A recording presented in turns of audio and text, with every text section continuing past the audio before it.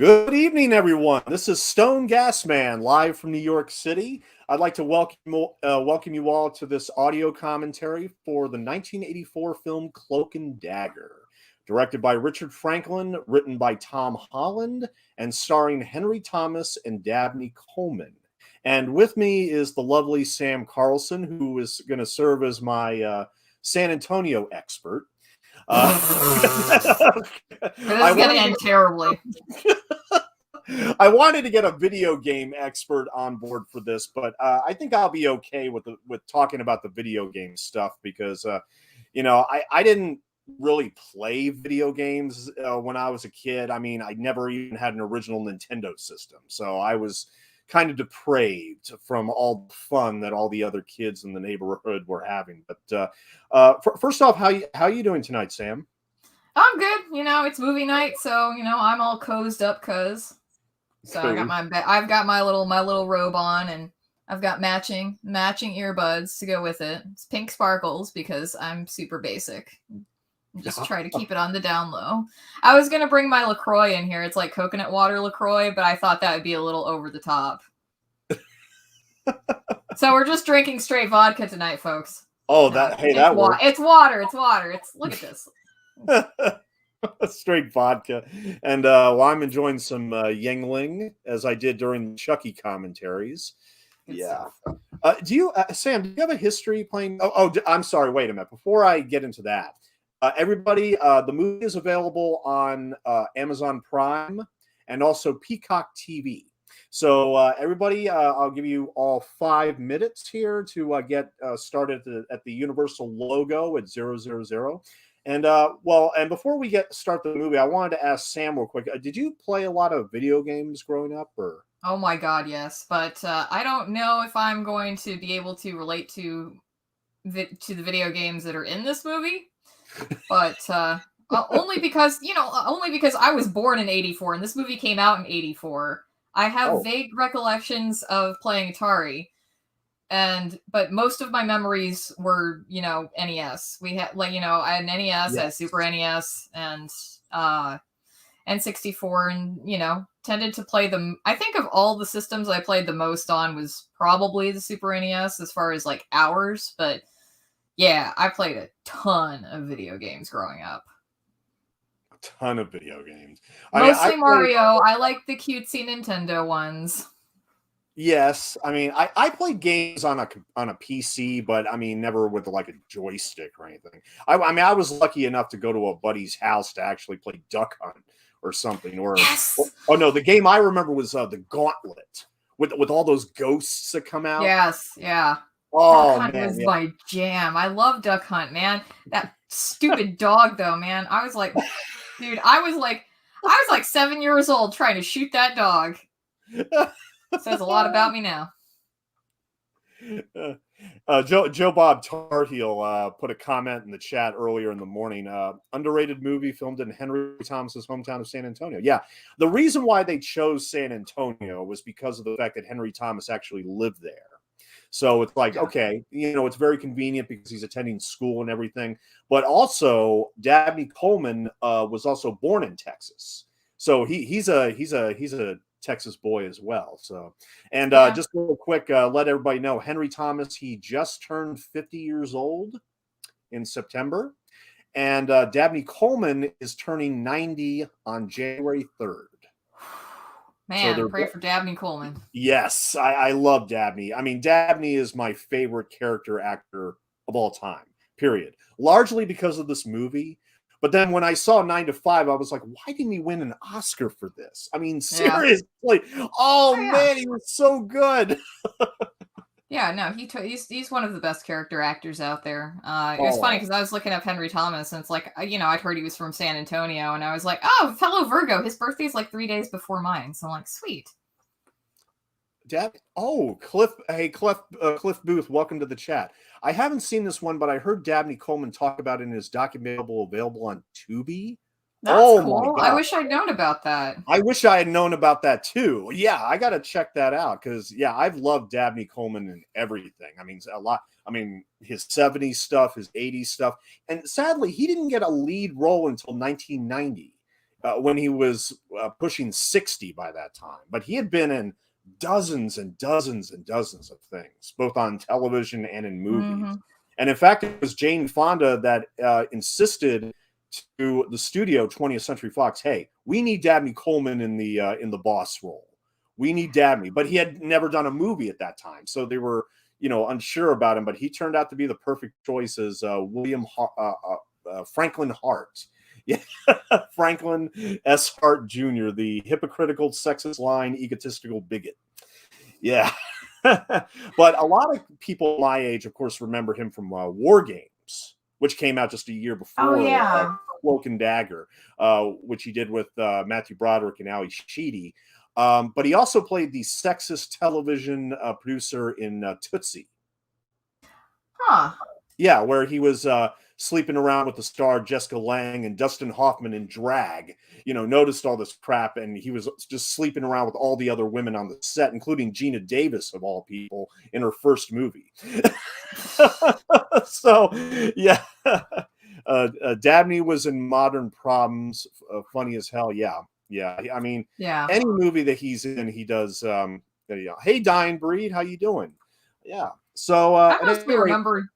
I mostly remember Dabney from 9 to 5, but I also just remembered he's the principal in the animated series Recess, which, if you're in my generation, you probably watched that on Saturday morning cartoons. I don't remember the show, but I know they made a movie version of it called Recess School's Out. Yeah, I didn't see the movie. I was just all about that TV series. It's a weird thing, because it's like, it's sort of like Dabney Coleman as the principal in Recess. And then you've also got things like, you remember Tim Curry from things, but you always remember him also as the father from The Wild Thornberrys.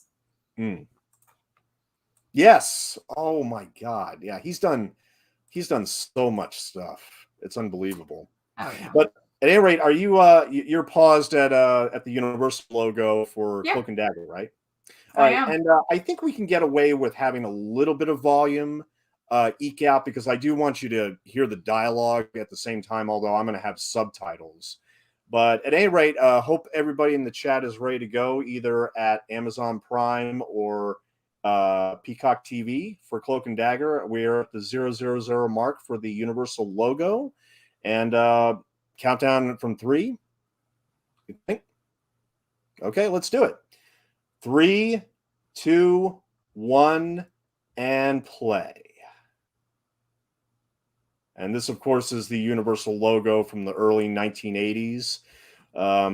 Now, the genesis of this movie, which I want to talk about while the prologue is going on here, is that in the 1940s, there was a story called The Boy Cried Murder, written by Cornell Woolrich, who was also responsible for writing the story that became Rear Window, Alfred Hitchcock's Rear Window. And in 1949, RKO Pictures actually released an adaptation of The Window, which just came out on Blu-ray. And this is about a young boy played by Bobby Driscoll from the Disney films like Treasure Island and everything. He witnesses a murder in his New York tenement. And his parents, no adult figures believe him whatsoever. This is a 73-minute film noir, and absolutely one of the best out there. Well, and it's been unavailable for decades. To be honest, it did not hit physical media until this DVD came out in 2010. And then Warner Archive just released a Blu-ray of it. But so The Window was a big hit for RKO. And sadly, Bobby Driscoll, in a sad note, he died in his mid-20s, and they actually found his body in a New York tenement, pretty much the same as in the movie. And he wasn't identified till 2 or 3 years later, after he had been buried. His mother actually wrote to the Disney studio wondering, where is my son? Wait a second. I think I've heard of that guy. Was he involved in a Peter Pan movie? He was. He gave the voice of Peter Pan. That's right. There you go. Yeah, he gave the voice of Peter Pan. So jump ahead to the early 1980s. Universal released Psycho 2, which they hired director Richard Franklin, who is an Australian director. He broke out with a 1978 movie called Patrick, about a guy stuck in a hospital bed, and the only way that he can communicate is with noises that he makes through his mouth and teeth, like tss, tss, tss. It's a classic thriller from that time. I love this little gag where he comes in on the parachute and he just pushes a button and he just zips it back into his just back. like Merca. Exactly. But yeah, so Richard Franklin directed Psycho 2 for Universal. He was a Hitchcock protege. And he also, just real quick, he was also responsible for this 1981 film called Road Games, which if you haven't seen yet, it's also really good with Stacy Keach and Jamie Lee Curtis. Okay. And Tom Holland, who later wrote Fright Night and Child's Play, actually wrote the script for Psycho 2, and they got along well. And they said, you know what? Richard Franklin said, I've always wanted to make a Hitchcock movie for children. You know, I've always wanted to make. Why is that a thought? Is that a thought? Is that a goal? I have to. That's always just been top of his list. I want to make an Alfred Hitchcock movie for kids. Yes, he wanted to do a Hitchcock movie for kids, and actually, the original idea was to remake The Window, the one with Bobby Driscoll, which had been remade also a couple of times. However, for some reason or other, he wasn't able to get the rights for it, even though the studio had the rights to the story. But they didn't have the rights to the film because it was owned by Warner, which houses all the RKO library. But, okay, now just real quick, I mean, what you see here is this super spy getting all this information, like with a suitcase and this crazy stuff. I love this bit right here real quick where, okay, just take off the hat for the lady, sure, and then... Oh! It bounced off his beanie hat.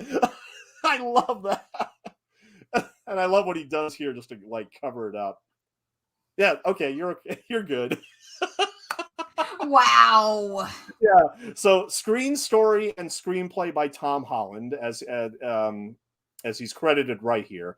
So they weren't able to get the rights to the movie, but he wanted to. They did have the rights to the story, so they thought at the exact same time that this was being made. What are those? Those you'll see. You'll.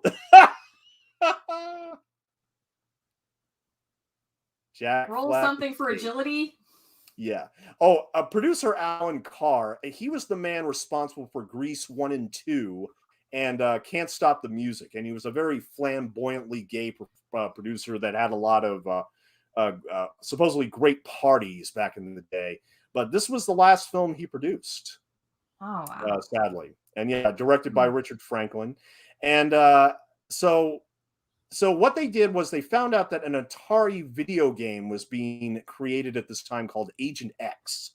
And so what they decided to do was they decided to collaborate. How about we take this Agent X game, make it the MacGuffin, and then what they did was that they remodeled the game and called it Cloak and Dagger. They basically renamed it Cloak and Dagger. So this movie is interesting in that it's a dual adaptation of an Atari game called Agent X and this old Cornell Woolrich story called The Boy Cried Murder. And note that the word who is not included in that title. It's just The Boy Cried Murder. But and as you can see right there on the right side of the screen, that is the actual Cloak and Dagger Atari version of the game. But because of the video crash of 1983, they never made a 5200 cartridge version, or back then they called them tapes, rather. And this is William Forsythe in the memorable role of Morris, who we'll talk about later. But look behind Henry Thomas's head on the right side, and you will see a picture of E.T. Oh, I see it. Weird. Yes. Yeah. So is that just a Japanese ET poster? I think so. That is Japanese. Yeah, that's an Atari. Okay. That's an Atari 2800 Japanese ET poster. Now we all know that the Atari ET game is one of the most infamously bad games. And here's Henry Thomas in another video game movie involving an actual game, where they never made a 2600 version of it because of the video game crash. So they made this movie to do as a tie-in with the game, but that never happened because, well, there you go. Yeah. So that's essentially the entire backstory and genesis of Cloak and Dagger. And of course, this was 2 years after E.T. Now, and are you a fan of E.T., Sam? Or Oh yeah, I liked E.T., but it's been like years since I've seen it. I just want to know like why these kids are hanging out with this. Who is this guy? Is he their babysitter? Yeah, he's just, why would you leave your children with this guy? Well, I mean, he's a geek. I mean, and they play video games. He's harmless, but it's like, I'm questioning the parenting in this movie already. Without any kids of my own, I am judging the parents. San Antonio, Texas in the summer. Never been there. Oh my god. Oh, I don't even want to think about how humid it is. This is what I wanted from the commentary. It's just your reactions to all these locations. Yeah, this pretty much all looks the same. It's really? Still like, I mean, like downtown doesn't change that much. The buses are different. And this little girl, her name is Christine Nigra, and I believe that she was or Christina Nigra, excuse me. And I believe that she was a local San Antonio actress. And I actually found her online just today, and I reached out to her, but I don't think that she got the message in time, to join in or either to just let. But yeah, I managed to find her, which is unbelievable. I was still shocked about that. But hey, Dan, welcome to the movie and the chat. Road Games is arguably the best of that post-Halloween Jamie Lee Curtis horror films. Yeah, I agree with that. And she's only in the movie for like 20 minutes. And if I'm not mistaken, they originally wanted her in the Meg Tilly role in Psycho 2. Because that would have been a nice, interesting contrast since her mother played in the original Psycho. Yeah. I just heard a giant crash outside my room, and I'm like, "What's going on?" Now, don't you love that he's scared? He's holding this gun in the middle of broad daylight in this lobby. Couldn't have this movie in 2021. Yeah. I'm actually surprised they haven't remade this again. I'm glad that they haven't. But you could cast Zach Galifianakis as their babysitter. I was like, I thought that was Zach Galifianakis, but I'm like, nah, the years are off. Yeah. You're perfect, though. I think Zach Galifianakis was like a teenager when this movie came out. Oh, yeah. Sounds about right. Now, the standard 80s mustache. Oh, yeah. Oh, shit. And I would do the same thing, I'd be like, get her arm and be like, no, don't go in that one. We'll take the next one. Just take the next elevator. The guy. Yeah, it's like, I'm like, was that guy worried about those kids mugging him? Because, like, why are you flashing it?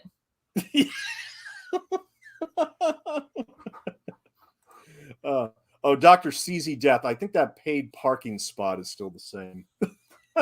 Oh, it is. Yeah, that's Mr. Sam. Now, okay, I saw this movie a billion times when I was a kid. In fact, I think it's safe to say I've seen this movie more times than any other, with the exception of Romancing the Stone, which came out the same year as this. I think I've seen both those movies more than any other. So I'm very much a fan of this movie. But I mean, it's so cool to have this this kid go up against real bad guys, real spies who don't play around. I mean, that's the thing. This is a surprisingly violent movie for a PG kids movie. Yeah, surprisingly very violent. Yeah, he refers to the baseball as a grenade. I love that. And okay, so Morris back at the video game store, sent him to get a pack of Twinkies, and that's what I thought. He's taken like Billy from Family Circus's little entire route through San Antonio, dude. But he knows this is all a game, but at the same time, he just uses it as an excuse to play spy, basically. It's like, you have a food machine here? Yeah, we see it right behind you. To get this pack of Twinkies, which supposedly has a secret code, but no, Morris just wants some Twinkies, Makes sense. Yeah, it makes sense. I haven't had Twinkies in years. Last time I tried them, they just weren't as good as how I remembered them. But no, Twinkies are all right. I'll eat one every now and then, yeah. But I really like those oatmeal cookies with the frosting in the middle or the cream in the middle. Oatmeal cream pies. Oatmeal cream pies, Little Debbie. Hell yeah. Yeah, Little Hell Debbie. Yeah. Now, this is, of course, the great Dabney Coleman in this badass jacket, which I've always wanted that jacket. That'd be a great. I probably should do that for Halloween one year. Jack Flack, and see if anybody on the planet recognizes me. I wonder. That'd be cool. Yeah, this movie wasn't a hit. As a matter of fact, it made less than $10 million. For some reason, Universal released this as a double feature with The Last Starfighter initially. I think because of the video game connection. That makes sense. Yeah. Okay, now here is, of course, the pivotal scene in the movie, which, based on the short story The Window, and he looks through a window and sees something that he shouldn't be seeing. Bunch of guys getting a little rough. Oh, man. And Henry Thomas is such a good child actor. I mean, he's so believable and natural, and he just sells it all throughout this movie. Yeah, he just ended up being a fantastic actor in general, though. Absolutely. Good on him, man. Mm-hmm. Now, I don't know if you recognize this guy, but this is actually the guy that ran the candy store in Willy Wonka and the Chocolate Factory. Oh. The Candy Man. See that. Yeah. The Candy Man can. And oh, shit. Thank you for this video game, dying man. I know. Yeah, okay. It's a bit of a stretch to think, the actual game that he plays on a regular basis, he gets the copy of that has apparently all these secret government plans in it. Like, oh no. Mm-hmm. That is the terrible dummy. Yeah, they probably could have done better than that. It's a kid's movie. Hey, they're just what are you gonna do? It's fine. They're gonna just kill this kid in the stairwell, like whatever. Yep, she's got the Twinkies.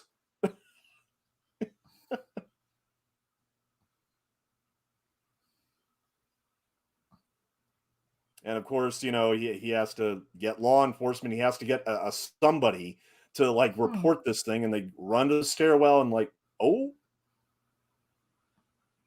where's the body? He just ran by him. Where's the body? I mean, when I first saw this, I was like, wait a minute. Where did they hide the body that quickly? Was it all in his mind? I mean, I'm surprised they remembered to go and get the body and drag it away. Because I feel like in San Antonio, they're just going to leave it there. We're sloppy here.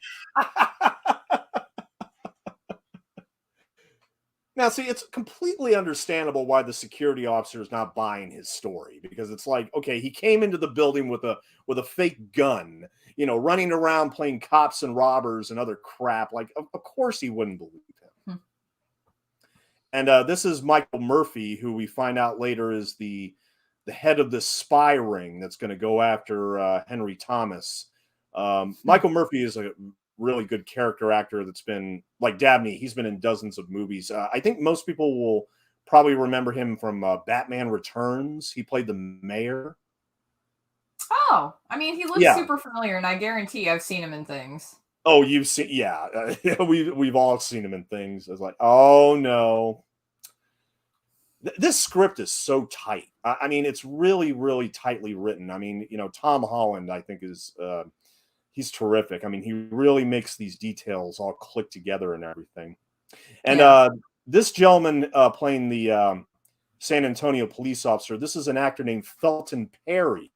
And he was later in the RoboCop films as the head of the police department. And here's an interesting tidbit for you, Sam. The lead actress from House of Skull Mountain, she was married to him.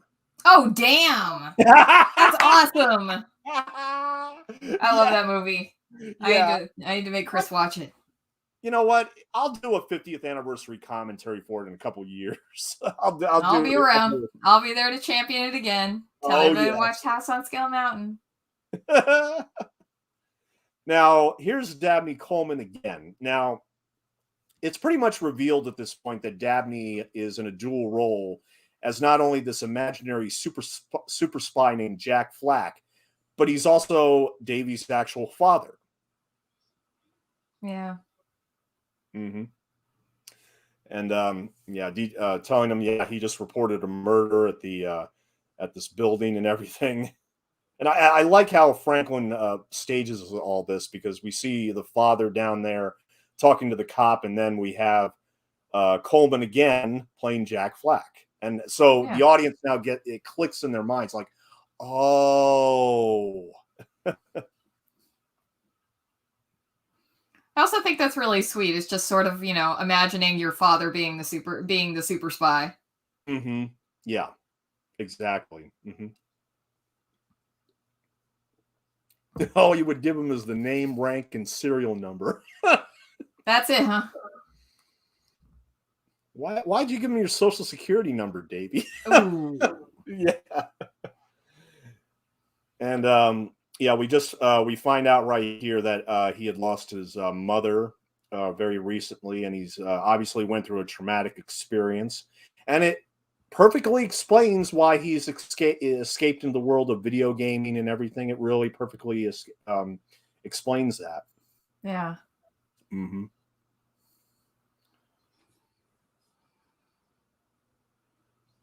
And there's the picture of his father and mother when, yeah. He's playing with all these little toy soldiers and everything. I know I had all this stuff when I was a kid. This brings back so many memories. I think that's the thing. I identified with Henry Thomas's character in this movie so much that it just made an impact on me. Yeah, and I mean, I didn't have army men and didn't play war or anything like that, but you grow up, you have Barbies, you have other toys, and I was the same thing in the same way, just making up stories. Yeah, exactly. And this is, of course, I mean, before we get into the thriller aspects of the movie, because once this movie gets going, it's not going to stop. This is a very rare, very warm, very quiet scene between father and son, where his father tries to understand what he's going through and what they're both going through right now. It's and it's not overdone. They don't go over the top with it. It's just a small scene where we realize what they're going through, and that's all we need to push the story forward. And Dabney Coleman had nothing but good words about working with Henry Thomas. Unfortunately he didn't really get on well with Richard Franklin, the director. And he didn't use any specifics because, of course, Franklin had passed away by that time. But he had nothing but great things to say about Henry Thomas. Nothing but good. Oh, yeah. Mm-hmm.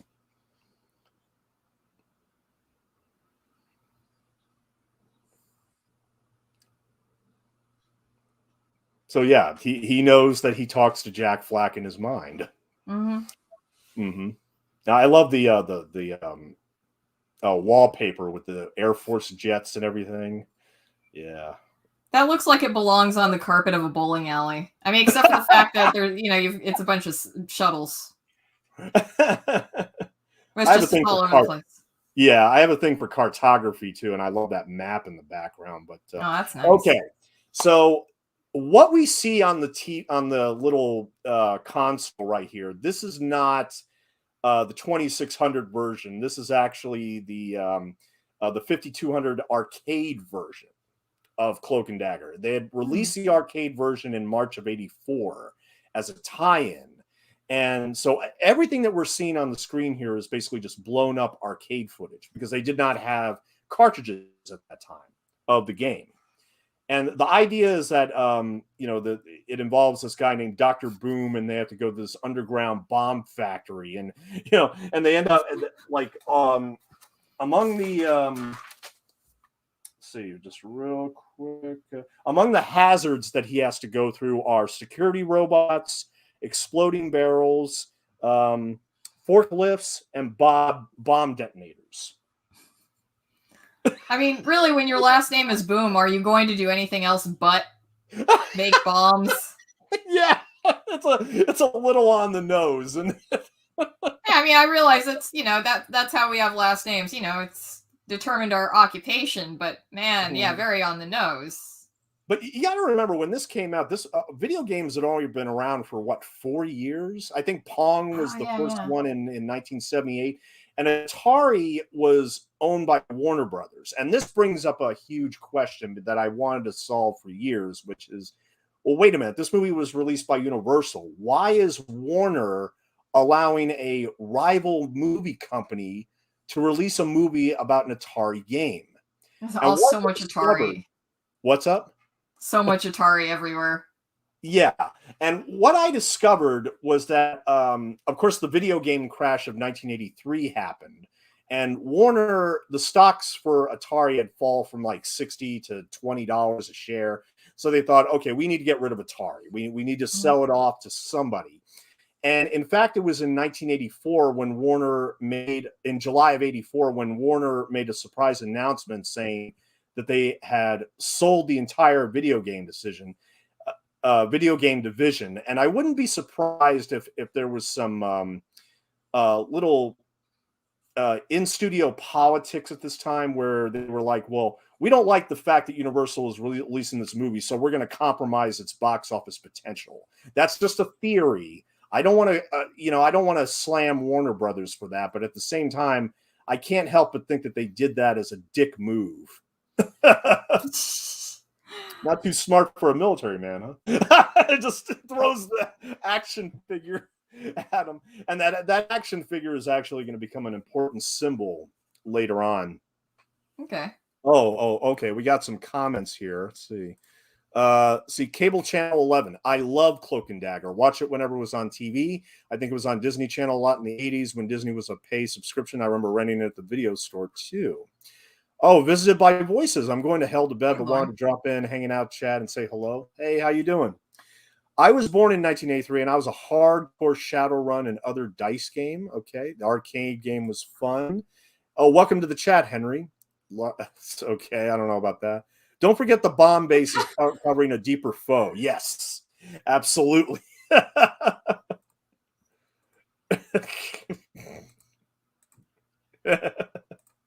Okay, now real quick, I like this moment of when Henry Thomas, he just got the phone call. It's like, oh, we know where you live now, and he asked his dad if he could, stay with him.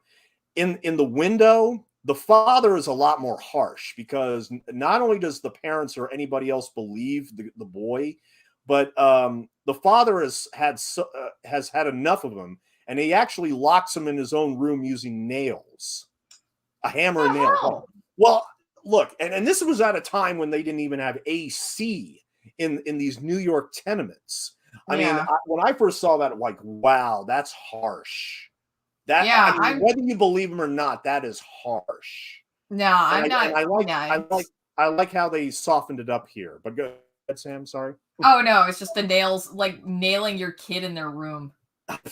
Even if you had AC, that's still like, whoa, calm down. Yeah, I know. Take it down a notch.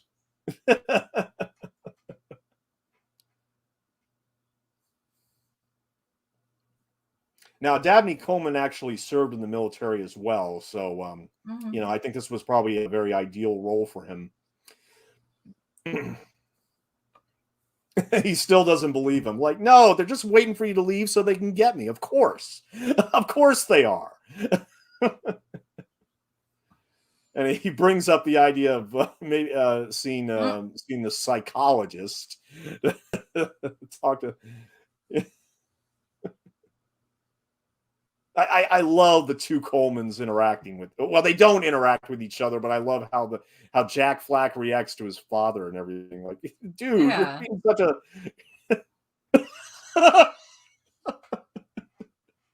Dabney is just wonderful. I love Dabney. Like I said, he's turning 90 on January 3rd.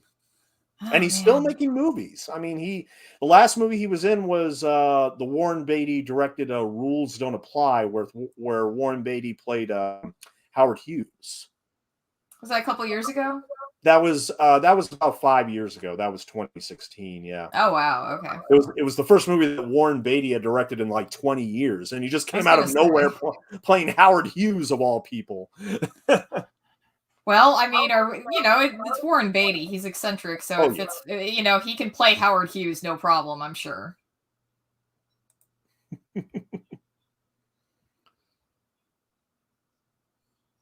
Yeah, she actually had the walkie-talkie right with her while she's having breakfast.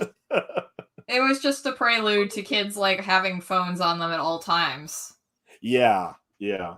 Did you ever watch the Spy Kids movies from the early 2000s? No, I was already out of high school at that point, and I was working like 2 jobs and going to college. So it's like there was no time. I didn't have time for no Spy Kids. If I was making time for Yeah. a movie, it was a horror movie. Oh yeah. Well, those were directed by Robert Rodriguez, and you know Yeah. what? They're fun. They're definitely fun, but they also depend on a lot of effects, a lot of CGI special effects. This movie has none. There's Mhm. no effects. There's no pyrotechnics. I mean, everything is relatively realistic in this movie, which I absolutely appreciate. I know. It's so nice to go back and watch things that look real. Hmm. Oh, this is, oh man, the tension in these scenes are so high. Like, don't open the door to strangers. Hmm. I mean, this next bit might make you jump, just to let you know. All right. Well, now I'm bracing for impact. Brace for it. Brace for it.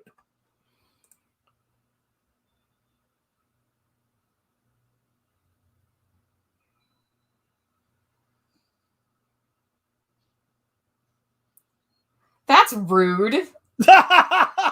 Also, that's dumb. You're gonna cut your wrist, dude. What? He just jumped through the back door. I don't have time for doors. Right through the window. Just right through it. It's like, whatever. They are not playing around. They are not playing around at all. I'm just like, y'all are gonna And cut this right yourselves here. real bad. Boom! It just punches his way through the door. Like, oh, nuts. Damn it. That dude looks like Will Ferrell playing like Burt Reynolds or Tom Selleck. No, Yeah. it's like Will Ferrell playing Tom Selleck. Now, as you can see, all the mall shoppers around are all looking at Davey because, of course, he's not talking to anybody, and so they automatically think that he's just talking to himself. Friendship is a luxury a spy can't afford. Which he's kind of right. Okay, now just real quick, this customer that Morris is selling to, that is in fact the director Richard Franklin in a little Oh, cool. Hitchcock cameo.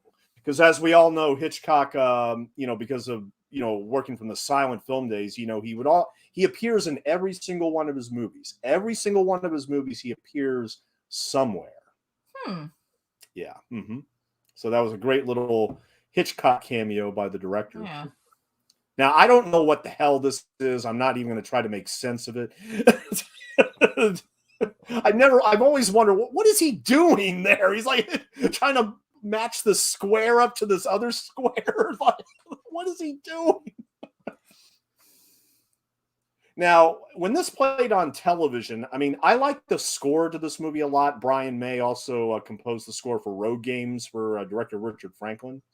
Yeah. But in this scene, they put a score over the scene, and I didn't like it. This is the theatrical version that we're watching, where they don't have music, and I think it's a lot more intense without the music for this particular scene. Now, it's a little okay. A lot of people have said to me over the years that it's a little too easy for them to take open this cartridge or this tape, as they used to call it. But look, I mean, we have to get to the point, which is, there's this microchip in there. We don't know what's on the microchip. Now, also in the scene, if you look very closely on the table on the left side, there's the Cloak and Dagger board game. which also never came to fruition, unfortunately.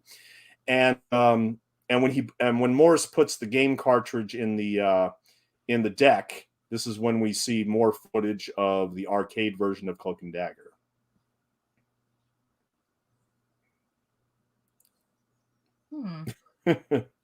Stop thief! That's like, I love how basic it is. I love it. I love it. He's taking the express elevator. At least he's not taking the elevator that makes stops like, on every floor. Yeah.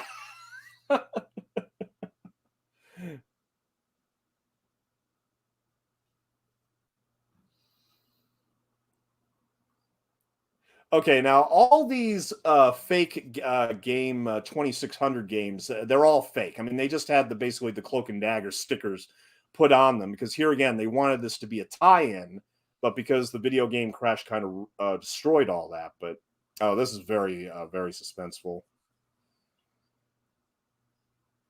They got Kim. They got Kim.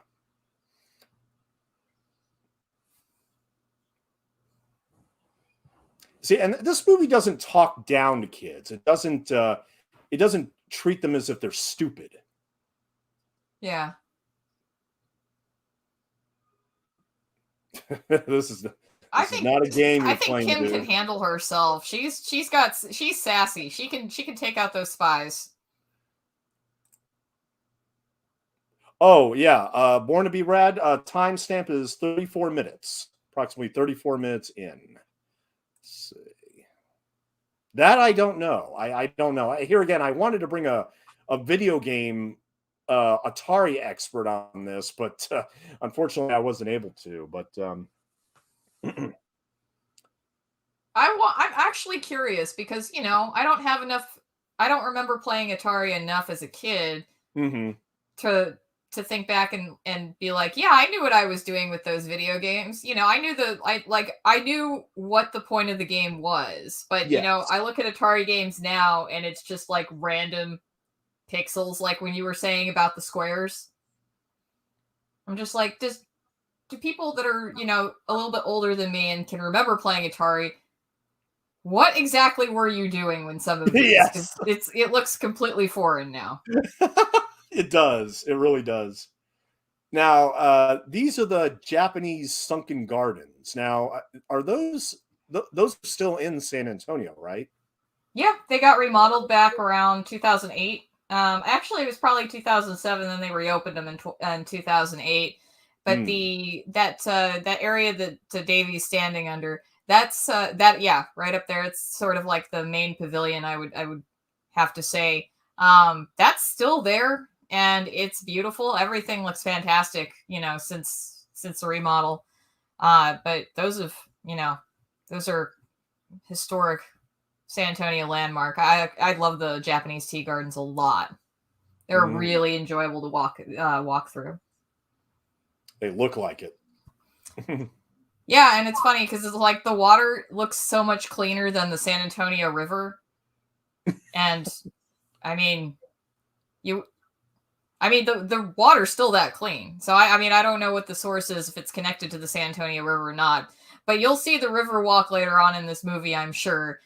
Riverwalk's still brown AF. Oh, well, yeah, we'll get to that. We'll definitely get to that. Yeah. Like, dude, you don't want to be playing games with these guys. You really don't. It's like, God. I mean, Kim's small. She'll bounce. She can, like, grab onto a rock. Nice. I like how he's, trying to he just said outsmart. I like how Davey's trying to outsmart the bad guy, though. Don't outsmart yourself. Yeah.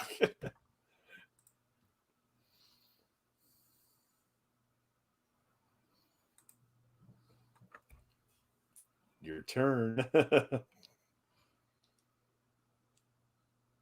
like how Henry Thomas has that stare, like doing the Old West stare down, like. Yeah. Yeah. Who's gonna draw first? Oh yeah. Now, of course, this scene is going to mirror another scene later in the movie, which I'm not going to give away right now. But yeah, I mean, take all this into your memory.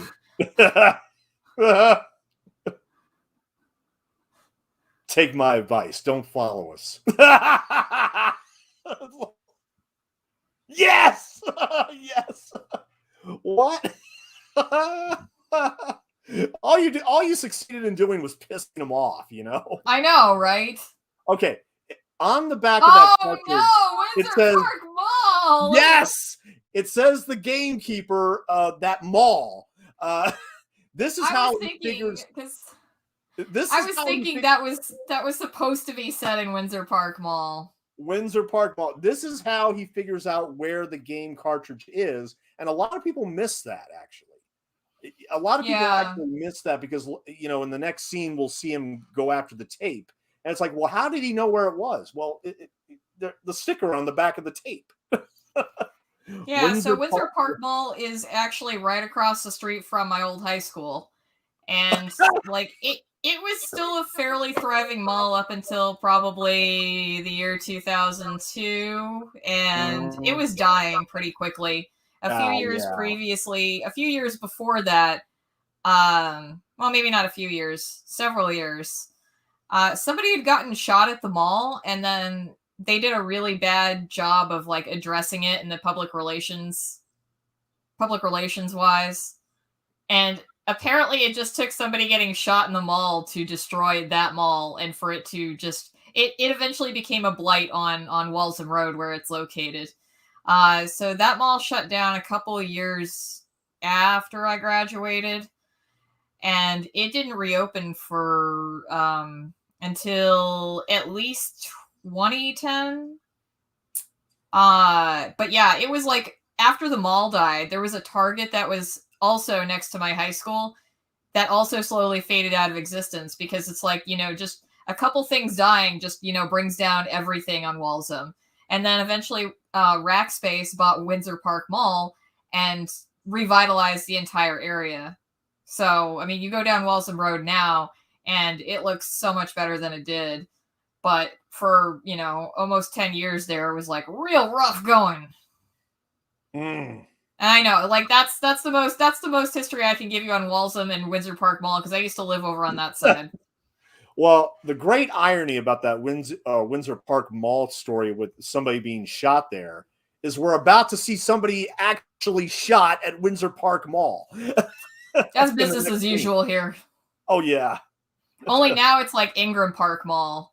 Like they renamed it. Oh man. Mm. I feel like a lot of people have gotten shot there, but I'm probably overestimating it. Okay, now this scene right here is very important because this is when Morris is playing the game. He reaches the number to get into the secret plans. Now, let me just say that everything you are about to see is real. The SR-71 Blackbird was an actual experimental plane that the public really didn't know anything about at this time. The general public had no knowledge. The forward-looking infrared FLIR, it was not known to the general public and uncommon in military aircraft. But it started as a stealth bomb on a particular secret project. And this is what you're about to see right here. See, United States Air Force Invisible Bomber. For the majority of the SR-71's flight life, it did not utilize FLIR until the late 1980s, and the bolometers were large and needed to be cooled with liquid nitrogen. So the so-called secret bomber utilized RAM, and FLIR was not really the emphasis. So that's a real plane, and at this time, it was still pretty much secret. So look, Tom Holland found out about this bomber somehow. And I really love the verisimilitude that's with this, because people looking at this in 1984 like, wow, we're looking at actually something top secret here, which it pretty much was. Yeah. And Tom Holland got away with it. He got away with it. Oh, my cat is trying to bust in Oh, and knock my camera around. oh, let the camera, let the cat in. Let the cat in. Oh, I know. It's just there's not enough room for him and me in this pod closet.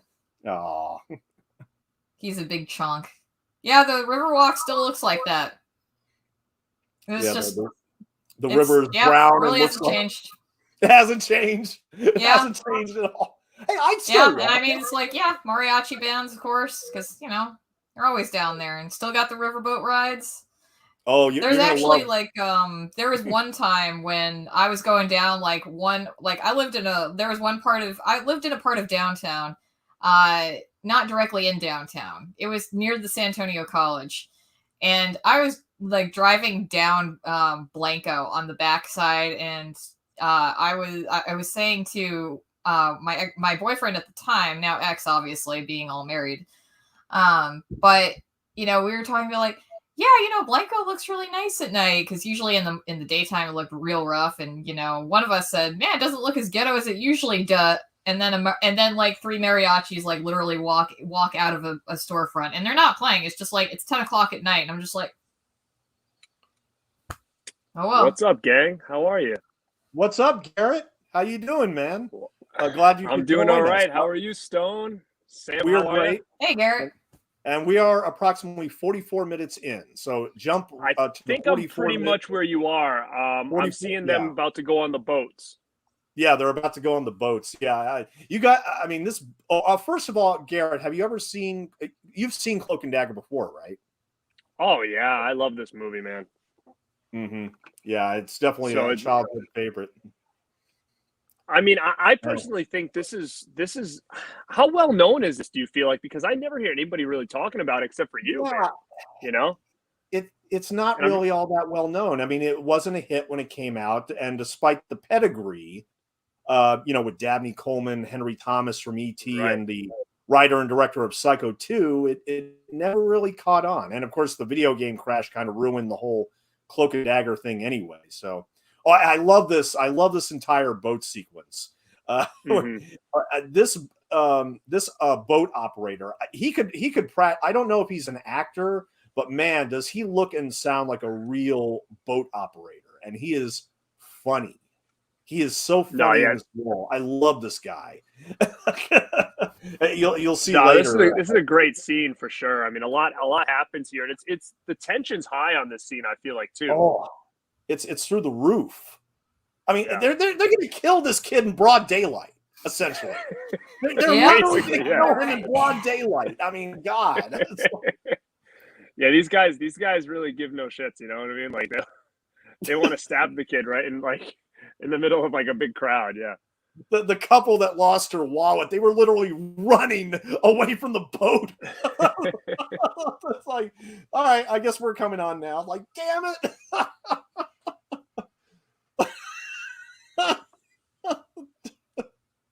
Yeah, I know I'm laughing, but this is actually all very intense stuff. Very intense. These guys, you know, they don't play around. They don't joke around. I don't care what. Just make sure people aren't looking at me. Okay. It's like, and the boat operator he keeps telling him to sit the hell down. That's all I could think of, man. Yeah. You don't stand up on those boats. You just don't. You don't, right? It's a rule, right? You can't stand up on those boats. Yeah, no. That's why I love throughout this whole sequence. He keeps telling them to sit down, sit down. I love it. Do we know that he's actually that dude's an actor and not somebody who is just running boats on the river, just hired for the day? Know. He's given credit. I don't know what his name is in the cast, but his reaction when these guys are moving around is just hilarious. It's like, oh, these guys are going to be trouble. These guys are trouble. Yeah, it's going to be like, oh, they're probably drunk. Oh, I'm not going to get a tip. The Amundsen River Theater, is that still there? Possibly. I'm not sure. I haven't been on the boats on the river in quite a while. I'm taking a few trips. All right, now here we have this elderly couple. John McIntyre is the gentleman on the right of Henry Thomas. He was in the original Psycho. He played the Yeah, sheriff. that's what I was going to ask you. Yeah, I think I remember that hearing that. Was she as well, or no? She did not physically appear in Psycho. However, she contributed to the voice of Mother. Oh, wow. Oh, wow. And what happened was that when they were making Psycho 2, Universal forgot to contact John McIntyre, the sheriff, to recast him. And they got another actor to play the sheriff. And so when Richard Franklin found out about this, he's like, oh, you know what? I'm doing this movie now at Universal called Cloak and Dagger. I got the perfect role for you and roles for you and your wife. And they were actually married in real life. That's what I was going to ask you too. Yeah, I thought they were married, right? Yeah, they were. So that's a great Psycho connection. Also, you have to really. Oh my God, this is every boat operator's worst nightmare. Let this poor man do his job. I know. I love the guy. I just love. Also, can we get a shout? Oh my God, can we get a shout out for the old man that Henry Thomas was sitting next to with the plaid jacket and the snakeskin print bow tie? That you have to be very confident in your fashion choices. Sir, you're going to have to sit down. I'm sorry. Please sit down. Please sit down. I love that guy. Dude, somebody's getting, those guys are getting arrested or at least a stern talking to from the cops as soon as they get to shore. I know.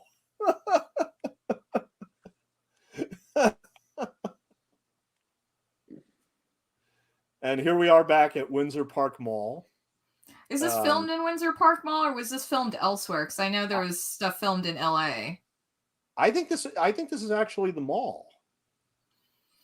Because the barriers kind of remind me of it, but nothing else does. But again, I wasn't in Windsor Park Mall in 1984. This could very well have been a set. I mean, the actual shop could have been a set, but when I first that sent chills in my body when I was a kid. I don't know what happened to that poor computer monitor. Was it like a bullet hole or something? I know. I guess that's what happens when you shoot a computer monitor. Just a bullet hole. Oh, you're not buying that? You're not buying that a bullet could do that or make that many cracks? It just, it just kind of reminds me of sometimes when I bake a cake and for some reason the center kind of falls in the middle and then you get all the weird spider web things, but it looks like it's going inward. So rather than, I guess, cracking outward. But I've never shot a computer monitor yet. So maybe I'm wrong. Yeah, Dr. CZ Death says that the theater is in fact still there, and that's kind of far from downtown. He made it fairly fast. Yeah. They don't hit you. They won't hit you if you just keep moving. Exactly. Now that is, of course, actually Henry Thomas's stunt double. His name was Bobby. Actually, I mean, that made me think of Bobby Driscoll from The Window. Actually, so. Now, did you guys touch upon this already? But I felt like Henry Thomas did a real good job here. Now, what happened to him after all this? Well, okay. Interestingly enough, he did an Australian movie called The Quest. A couple of years after this. Yep. That just came out on Blu-ray, as you know. Yeah, I have that. Yep. Yeah, and he later played young Norman Bates in Psycho 4: The Beginning. So there's another Psycho connection. That's right. There's so many Hitchcock and Psycho connections with this movie. It's unbelievable. Oh, tough. Dabney he has this sense of humor that's just wonderful. I want that jacket. Hide in this trunk with that dead body, kid. Yeah, exactly. Now, okay, you have to buy the fact that he actually walks by the car without noticing the trunk is open, but let it go.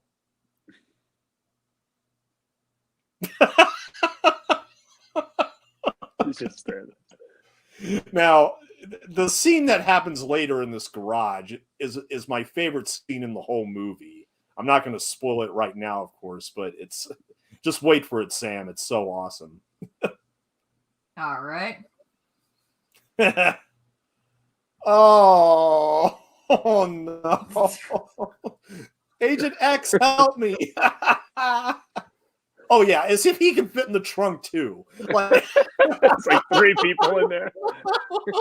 Look, I know that the old cars were roomy, but this is a lot. Maybe they're trying to use this to like sell that car. So like, look at how roomy it is in here. Well, you're not pulling that with a Tesla. You're not getting somebody and you're not putting them in the front trunk or whatever that crazy thing has. Yeah.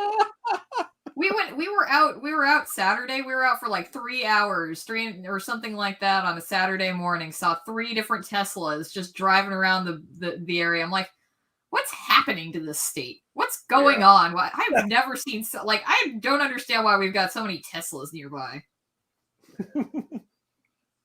I feel like it's gonna get a lot more, soon enough.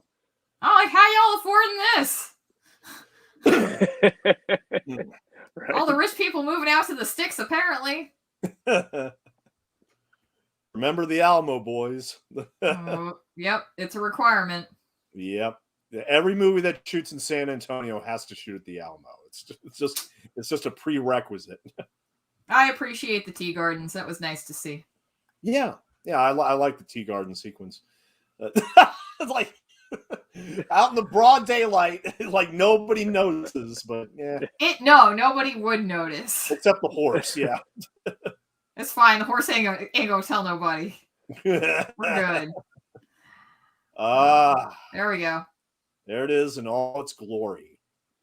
Are we going to see Agent X? Oh, sorry. Go ahead, Stone. No. Go ahead. I just want to know if we're going to see Agent X spar with the ghosts of the Alamo or something. Well, I was going to ask. I mean, were they able to get all that gold or treasure that's supposedly buried underneath the Alamo, and they've been trying to get out for years? If they did, they wouldn't tell us. Oh, okay. I have no idea. I don't know, but like they ain't gonna tell regular taxpayers that. Well, they documented that on. We're gonna be like, hey, we want some of that. We want a cut. They did that on Unsolved Mysteries, where apparently there's been this gold and treasure that's been buried underneath the Alamo for like 200 years. Yeah, I mean that. I don't know enough about that legend, but I don't think that.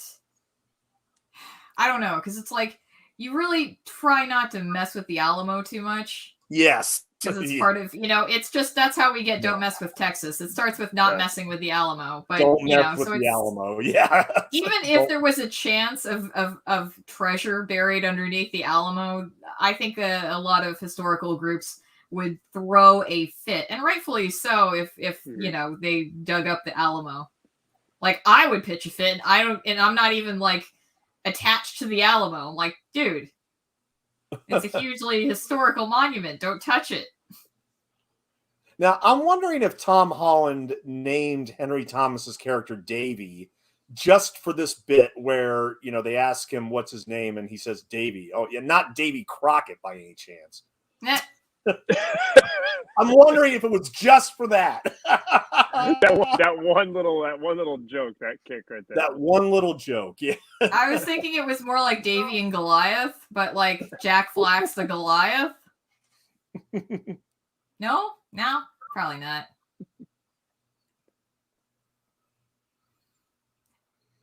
I love that old couple because that is 100% real life.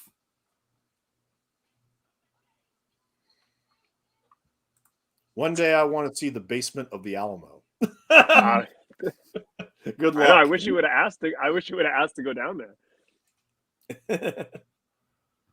I love this bit right here. Hey, is this yours? We'll come and get it. Damn it.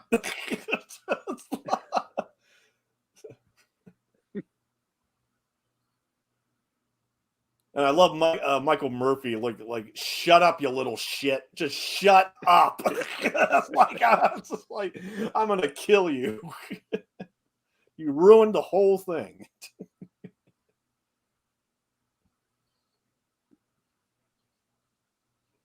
They're gonna kill that old man, aren't they? Yeah. God much. Damn it! Oh, Sam, have you not? I love him.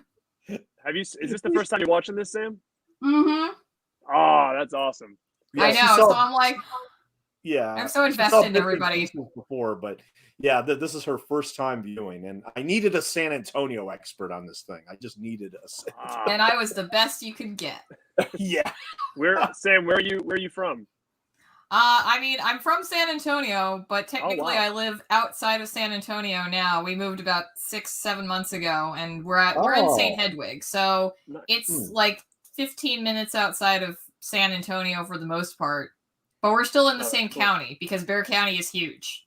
But yeah, I've been here since I was 6. So I mean, I can give the history about them all. I know malls. That's awesome. That's awesome. I don't know enough about the Alamo, but I can tell you about the malls. Hey, that was an invaluable part of this commentary, believe me. Especially the irony that somebody was killed at the mall in the movie. Yeah, that's true. Yeah, that's a good point. Okay, now we better let Sam absorb this scene right here, Garrett, because when we first saw this scene, it's like, oh shit. Yep. May I see the tape, Davey?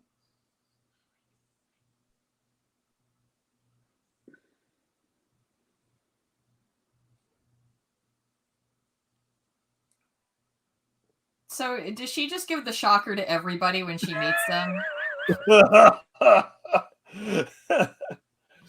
I'll be here all night. In case you missed it, I mean, Rice said outside the car, you know, that they were supposed to give these to some international spy with only like a few fingers on their right hand. Man, what a heel turn! I didn't see that coming. I know, right? Swerve! What a swerve! Never trust old people. That's the moral of the movie. Don't trust old people. Yeah, they got to be that old by like swindling and cheating people to live longer. That's how you do it. You got to trick people. And they are brilliant together in this movie. That this couple, they were married for like 50 years or something. Oh, that's lovely. This was really a nice showcase for them at the very, very end of their careers. But a lot of people don't know about the Psycho connections too, which is yeah. Because like I said, this movie is just not talked about anymore. Yeah, that's a shame. Mm-hmm. Yeah, I mean, you can definitely feel. I feel like a lot of Hitchcock style in this as well. Like I feel like they were going for with certain things. Well, like I said in the beginning, you know, the director Richard Franklin is actually a Hitchcock protege, and that's how he ended up with Psycho 2. And see, there's so matter of fact about this. So do you want to kill him now, or do you want to wait till the chloroform? Oh no, we'll just wait till we get out. Yeah, we'll just wait till we get out to the desert. It's like, where's the what desert? New Mexico. You're not in California, guys. Oh, it's dry out here. It ain't that dry. He shouldn't have left the keys in the car. Now I don't know if this is possible, but whatever, just run with it. Oh yeah, some of those older. Oh, okay. I didn't realize. It's like all broken. Well, I mean, I didn't realize how broken it was going to be. Did you do that in older cars? From what I remember, there was one car that we had. It wasn't like this. It wasn't this old, but it was a little bit more recent than whatever model this is. But by the time we had it, yeah, I mean, you could do that from the trunk theoretically, but you know, usually it would be so to just put big things, you know, like if you were hauling like 2x4s, or you had to put a ladder in the back of your car for whatever the hell reason. Jack Flack tells him, "Hey, we got to get out of here and find some weapons, man." Like, oh, a car phone, an early car phone. Yeah, there we go. Yeah, these guys definitely don't talk about the Dallas Cowboy games after work together. No, they're just hired goons, whatever. What are you going to do? Crush her with the garage door? Yeah. Damn.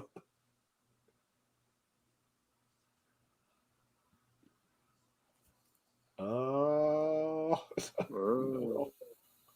Yeah, this is really grim. This is really grim stuff. Very short, very loud nightmare. Now, of all the movies I've seen with the ticking clock syndrome, I don't care. This is still one of the best, I think. Still one of the best. Haverman's got the key. He's Just hiding like now. keep locking him out. Yeah. And this is all completely believable, and that's why I love the sequence so much. Yeah, he makes a really good use of the space. That's the wrong one, dude. Go reverse. Yeah, there you go. He's got it. Oh. Jack Black. Airbags? We don't need no stinking airbags. I love his little beanie with the. I remember when I showed this to my lady friend, and she said, "Wow, San Antonio gets jacked up in this movie." This kid's a better driver than most of San Antonio. I bet you anything he knows how to put a turn signal on. Not bad for a first lesson, yeah. And here's my favorite line right here. It still makes me laugh. It is when he's about to shoot the car, and Rice says, "Don't shoot at my car! What are you, crazy? Like, it's already banged up to shit." Yeah, exactly. Yeah. Let's go. Dude, you can get the car fixed, you know. Well, that pretty much covers parking, yeah. I just need to know, like, okay, so did Michael Murphy's character, he's got the car, right? Yeah. Did he have to get his parking validated or anything like that? Because how are you going to get through the little toll booth, the little booth to exit? Well, I mean, you've already gotten through. I don't think there is a toll booth for the garage. Not a toll booth, but yeah. Oh my gosh, I haven't left my house in a while, and it's like I have forgotten how driving and parking work. And that's how Sam always leaves her house. Right? That's how you always leave your house. I mean, he just if I out of the there's garage. a reason I'm leaving. Oh, I feel so bad for this car. I'm just watching the front bumper just. Oh, Sweeper left Davey the sweeper. The sweeper. The sweeper.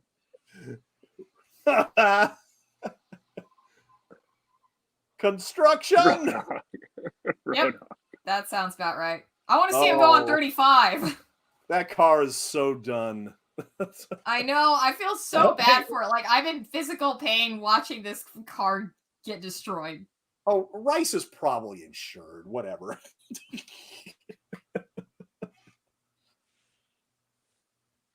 Just little subtle things like that, where Jack Flack was in the car and then he appears right outside. It's just, I love that.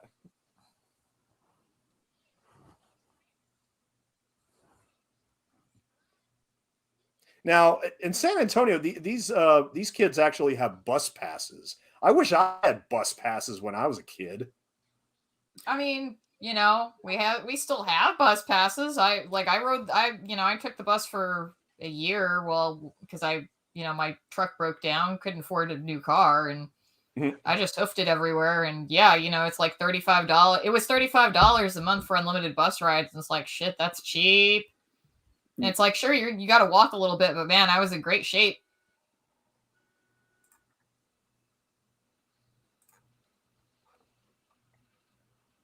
See, the guy doesn't seem to care about his car too much right now, does he? Yeah. Well, it's done. He's just like, whatever. And he's so frustrated. Like, yeah, just go get the van, damn it. Get the damn van. It's like, what else? Oh, a phone booth. We don't see those anymore. Sadly, huh? Yeah. Kind of sad. Yeah, kind of sad.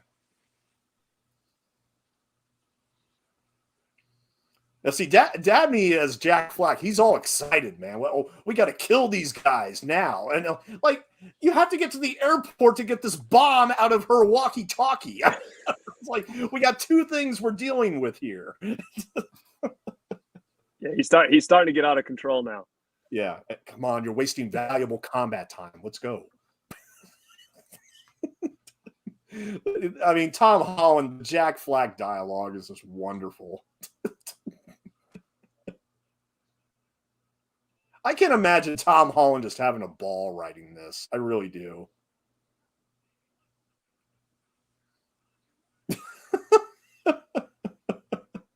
They're taking him out of the plan, out of the country at midnight. You gotta believe me. It's gonna take you a while to get out of the country. You're in San Antonio. It's gonna take you a while to get out of the country. You'd have better luck, like just driving out of the country than flying out of the country. Yeah. Well, supposedly they're flying to Mexico City with the tape. So, boom! Oh. Oh. And we were just saying how nice it was to see phone booth. Yeah, yep, exactly. So much for that. Indeed. 1 down and 2 to go. Let's go. Let's go. 1 down and 2 to go.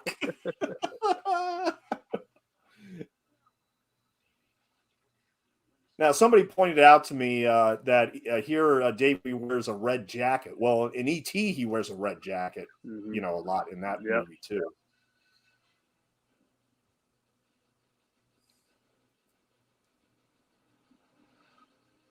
But I mean, look, it does push that PG rating to its violent limits, but this is a perfectly executed Hitchcock movie for kids. It is. Perfectly I executed. agree. Perfectly executed. And yet nobody remembers it, sadly. Not even San Antonio. Why do you think that is? Huh? Why do you think that nobody really does? Well, why is this not like a hidden classic, especially when you bring back to the the whole thing with video games and stuff like that? Like, I don't know. To me, it was just a fun movie overall. This is why I wanted a video game expert on the panel here, because I am still convinced to this day that this is the very first adaptation of a video game. I am absolutely convinced of that. 9 years before Super Mario Brothers, I am absolutely convinced that this is an adaptation of a game that was going to be called Agent X, but it became Cloak and Dagger. I think that's just enough to give it that. To give it that. I really do think so. Well, I was doing a little bit of research the other day, and Cloak and Dagger never really was released, right? Do you know if it was or not? Universal released it initially as a double feature with The Last Starfighter in July. No, like the game? Yeah, no, the movie. The game was released in arcade. Yeah. Arcade only, but not Atari like it is in here, right? Like no cartridge of the game exists, correct? No cartridge because of the video game crash. They never got around to making the cartridges. So all they had was the arcade game at this time. That's all they had was the arcade version.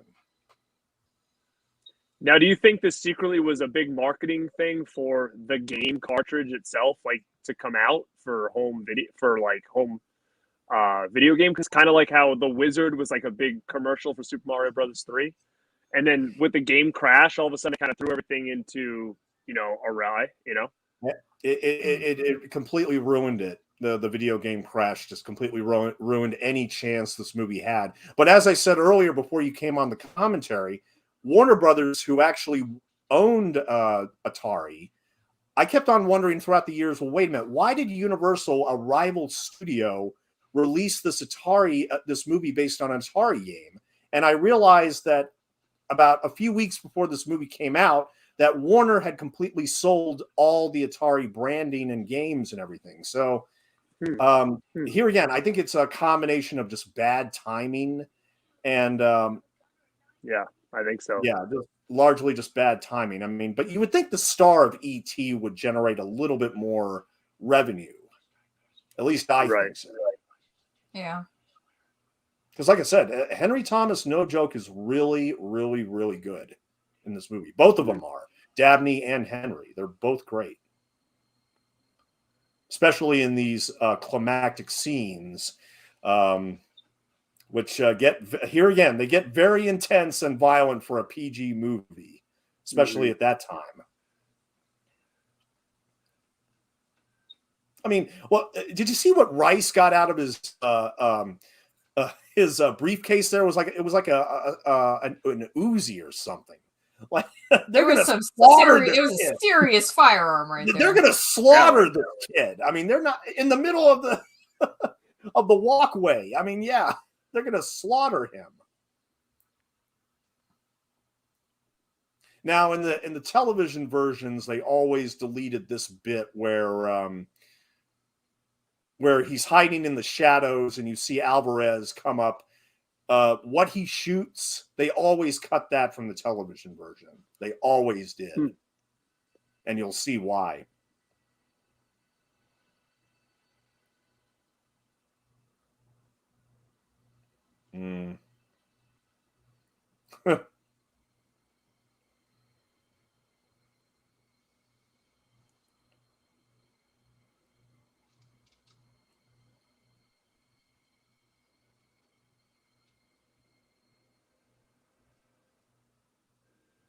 Aw. That was a pretty big blood Poor little rat. You saw that blood spurt from that rat when he gets shot. Okay. Yeah. That's parental guidance. I don't think I've seen that many rats around town. Even around Brown waterway down there.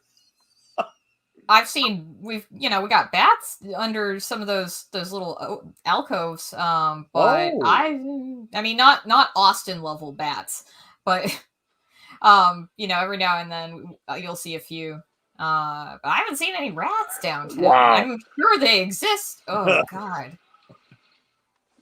I guess one thing too, like when do you ever see a movie where like a kid is running and some guy's like shooting like a machine gun? Oh yeah. Hey, you never see that. Seriously, name another movie where the kid actually kills the bad guy. Well, I challenge you. Any movie you can think of where the kid actually kills the bad guy. I think this may be the only one, at least that I can think of.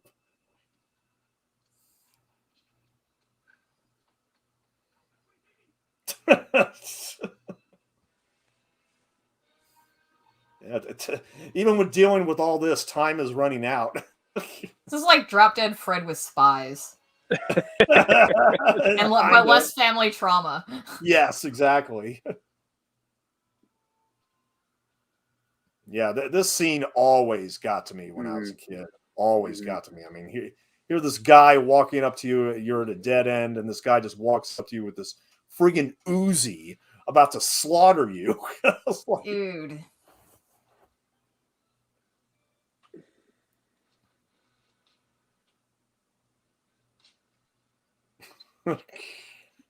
He's gonna like reload. I was gonna say. And that's the thing. Remember the bit from the Japanese sunken gardens where he had the gun filled with red paint, and that's exactly what he thinks he has. Completely believable. Man, Alec Baldwin's gonna kill this kid. It is 100% believable that he doesn't buy this as a real gun. Although I would have grabbed the gun from the guy in the van myself and kept that on me, but you know what I'm going to do to you, boy? I'm going to blow your. You've been a pain in the neck. Oh, he's blow your kneecaps. That's wow. Dang, I know. I'd rather be dead than have my kneecap shot off. I'm going to end up like Cotton Hill. Jack's like, just shoot him, Davey. Just shoot him. Michael Murphy is great. He's great in this. But I want to shoot you. The guy's a jerk. The guy's a jerk. Just kill him. The guy's a jerk. Just kill him. Now, this scene, you can walk away from this with several interpretations, but I mean, I mean, one guy I showed this movie to, he was actually wondering if this was like a guardian angel type of scenario. No, I mean, take what you will from this scene, but look, I think this is just obviously a case where, again, he was talking to somebody that wasn't actually there. Rice got distracted. Yeah. And then that happened. Because, I mean, going back to the mall, when everybody was looking at him all weird, like who the hell is he talking to? It goes to that kind of thing. This is not a guardian angel type of thing. Like, this is not like, his mother in a super spy spirit form or something. It's not like that. It's, But this scene has always moved me incredibly. Even as an adult, it moves me so much. And that's the thing. Dabney I think he actually met a fan in a restaurant where he basically said, this is a super spy movie, but it's kind of a father-son story in disguise. Mm-hmm. And that is exactly what it is. That, this movie really resonates between fathers and sons. How is he going to explain to his dad that he just killed 2 people? Right. Yeah. But they were trying to kill me. I mean, and there you go. The symbolism of the action figure. It's really well done here. Damn. And it also hints that Jack Black was actually, that his father actually played with Jack Black when he was a kid too. Oh. Oh my God. Yeah, you just noticed that? Yeah. Yes. Oh.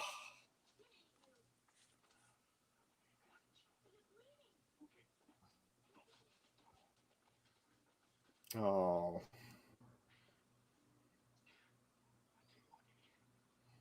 Yeah, like I said, Dabney, he had nothing but positive praise for Henry Thomas. Nothing but, and remember, Henry Thomas had only done 1 movie. Dabney had done 100 movies by this time. Said this is one of the best actors he ever worked with.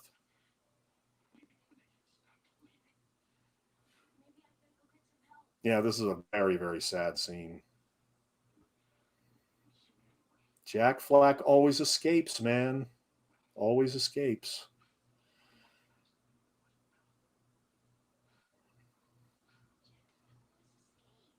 On the poster, they had so much dialogue, it would take like a half hour to read it all. They should have just made the tagline, Jack Black always escapes. I don't know why they didn't do that.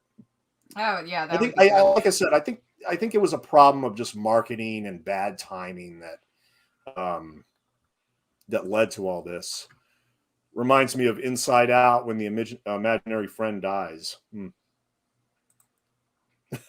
Go get me a smoke.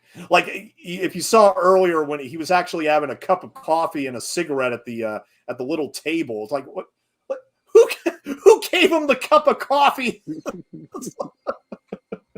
I know you're not supposed to ask those questions.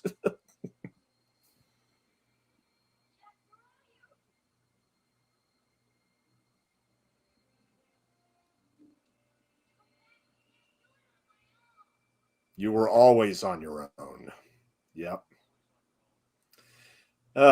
Now, can you make it to the airport in 18 minutes from that location, Sam? not if you're running. He does some running. Is he taking the bus? Absolutely not. I don't care if it is the Airport Express. Sorry, Via. Yeah, I was like, I don't live in. Yeah, San not only Antonio. 18 minutes, but it's going to take a lot 18 happens when he minutes gets here too. There. So. Oh no.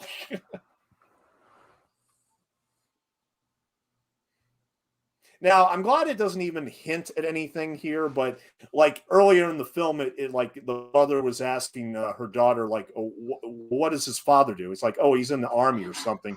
It says, like, no, he is totally not your type. I love that. That was so funny. Yeah, I love that moment. And I love how in this film that they don't even put in a hint that they may end up together. But this is just a nice way of the parents actually coming together at the end without any kind of foreshadowing of a romantic partnership later on. But if you want to interpret this as well that they're meeting and they like each other, that's fine. But like, I mean, we gotta get her daughter who has a bomb in her backpack. We don't have time for romance right now.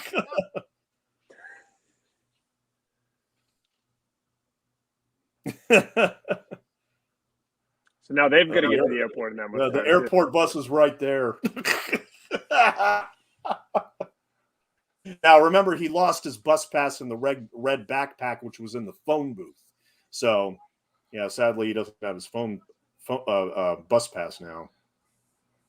Can't let you ride for free. See, I mean, that's what I'm wondering if these are actual actors, because I mean, he sounds like a real bus driver. It could be just me, but he does sound like an extra from town. Who knows? Yeah, local San Antonio actors here. Now, here we have a little cameo from somebody you may recognize from Coming to America. You recognize Louis Anderson. Oh. In a very small part as a cab driver. Yeah. Forget it, kid. He needs sleeves. Yeah. Where are your sleeves, sir? Life with Louis. Now, okay, I could actually buy he could make it to the airport in 10 minutes via cab. I could actually buy that. Right, Sam? Yeah, I mean, if you're that time of night, probably. You're just like, I'll just get you there as fast as I can. Yeah. So I will be right back. I have to get water. It's believable enough. It's believable. Woo! That's a taxi, all right. Yep. Now, see, back then they called them tapes. They didn't call them, tapes or game cartridges. They didn't call them tapes. Which is really weird because you used to say that. Tapes. Yeah, because we had video. We used to call them. We used to always call them like Nintendo tapes when I was a kid. Yeah. Your parents were like, "Get those Nintendo tapes out of here." I'm like, "Mom, it's like freaking Sega. It's not even Nintendo." Everything's 25 minutes away.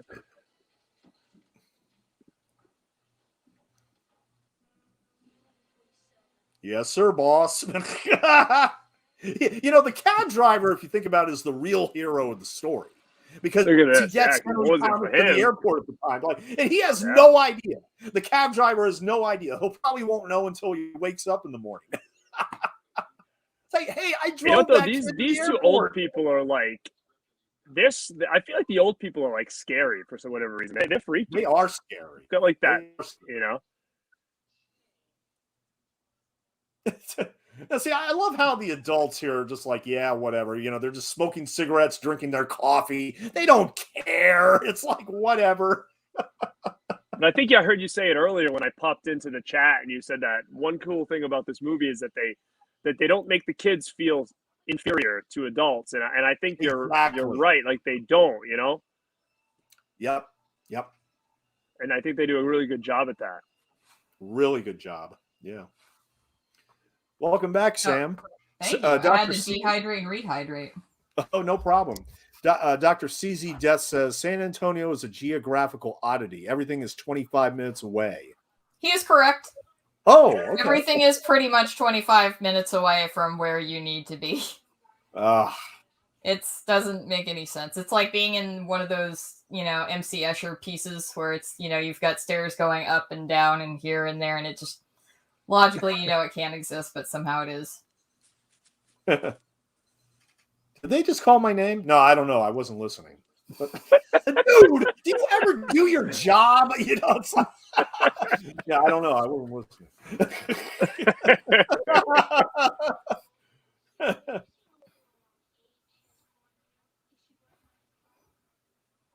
Now, I love the ruse that he pulls off here to make them come back. Yep, this is really clever. It was like, yeah, it was so clever. Well, the plane's already boarding. Our son will stay here and live in the airport. We don't have time for Like I him. said, It's morning. bravo to Tom Holland. This is a very tight, very effective, very intense script in every way. I mean, this is all very believable stuff. Does it look like we could have a boy that age? Yeah. Oh no, but he can prove it. Yeah, just look in that bag right there, and he has my game and my Cloak and Dagger game cartridge. He's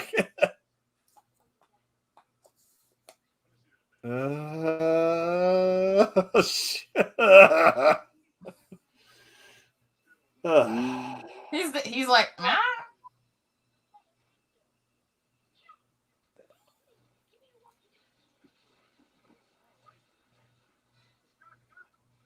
I'm just looking at Sam's reactions here during all this. It's like, damn.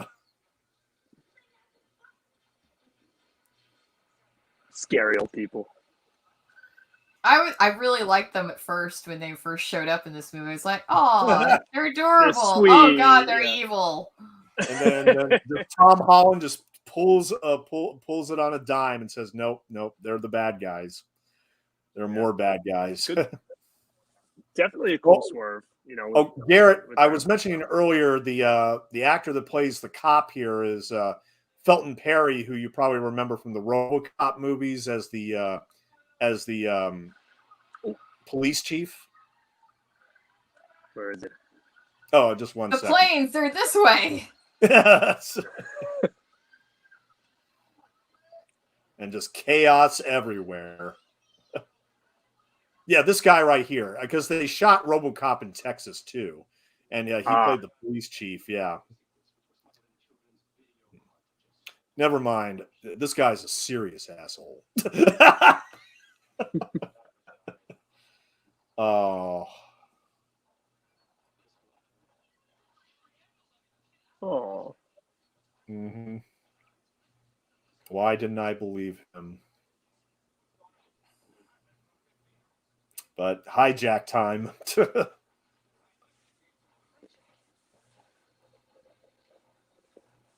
I will say this about our current airport: it looks fabulous, and it's been updated since.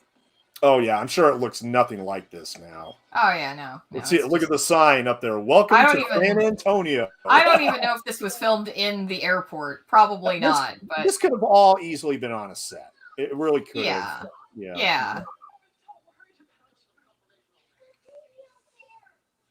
And you know, I really like movies that showcase locations and yet don't descend to being a travelogue.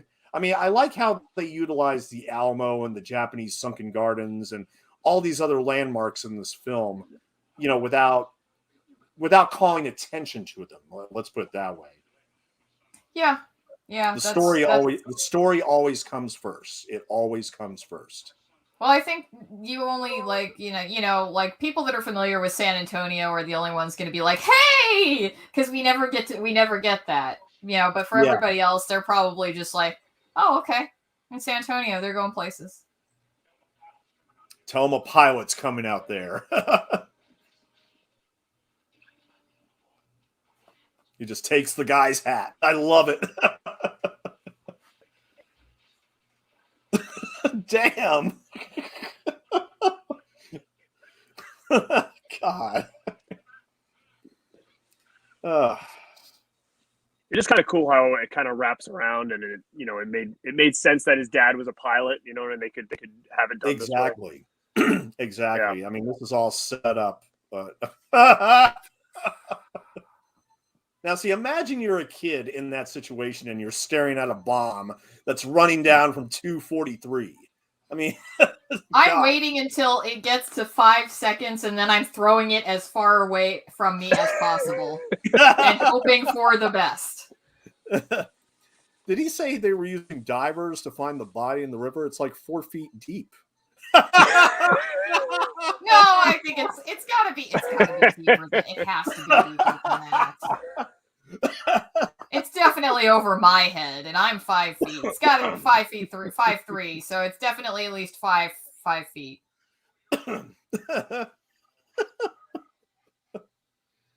Oh man.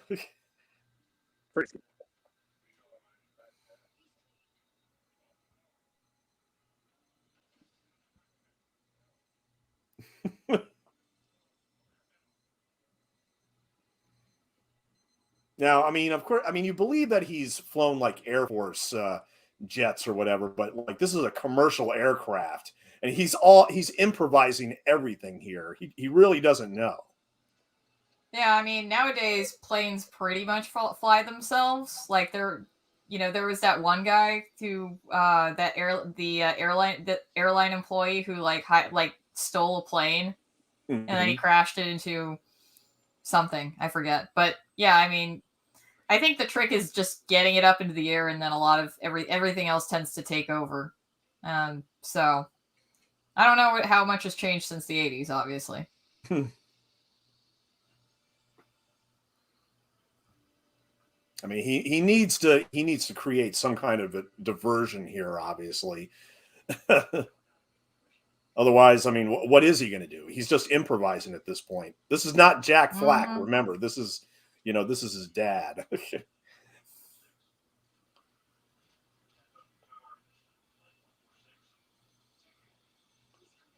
I need your help. Jack's not going to stop the clock, dude.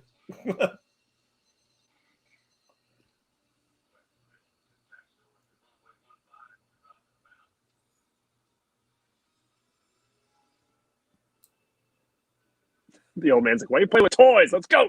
This is Captain Jack Flack.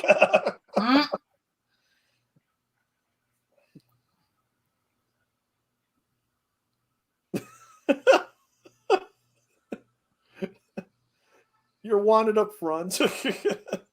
Yeah. Come on, Junior, now. Now her reaction to this is priceless. The bomb goes off and left in a minute. Dude, I know. I'm like, do they know that that bomb's gonna go off? Because it's like, I feel like it's gonna take a while to get to Cuba. God. It's gonna explode at some point. I don't blame her for bad-mouthing Rice and his thugs, because it's like, oh, they had no clue. They had no clue they planted this bomb on her.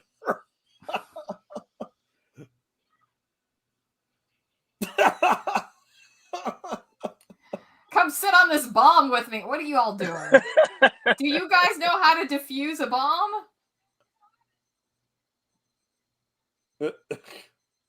No, it's not going to stop. It's not going to stop. I don't know how.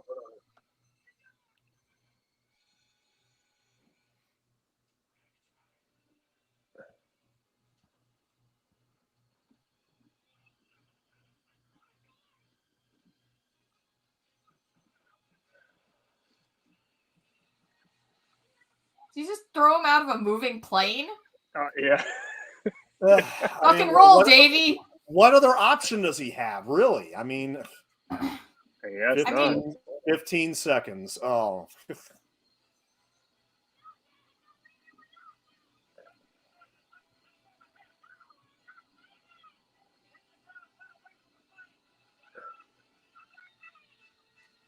As he tumbles through the darkness. Oh, God. Yeah, I know. Jeez, the plane that stunt guy almost just lost there. That was intense. That was probably his stunt double, Bobby. But man, was that intense. Yeah. Oh. That's sad as dad. Well, yeah, I mean, because you realize at this moment, oh no, like you remember from the beginning that his mom had just died. Yeah. And now he may just lose his dad. And that's devastating. That is so devastating. That's a hell of a bomb, guys. That's like a walkie-talkie, yeah. And it makes me think, like, now just imagine if she was at home. Probably half her neighborhood would have blown up. That's true, yeah. Yeah. Well, like I said, this is an intense movie. Yes, I know. That's what I'm saying. It's very. I know. I agree, but I'm like, I've never watched this, so I'm like, excuse me.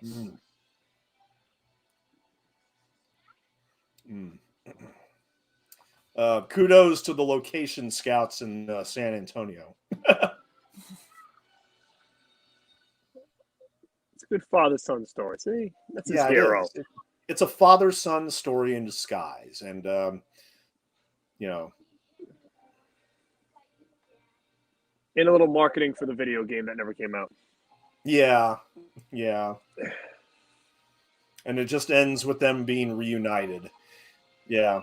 My buddy who I showed this movie to, he wanted a kind of an epilogue to showcase what their relationship was like later. Like, I don't know if you really need that. I think this is all you need. I really do think this is all you need, and just end on that note.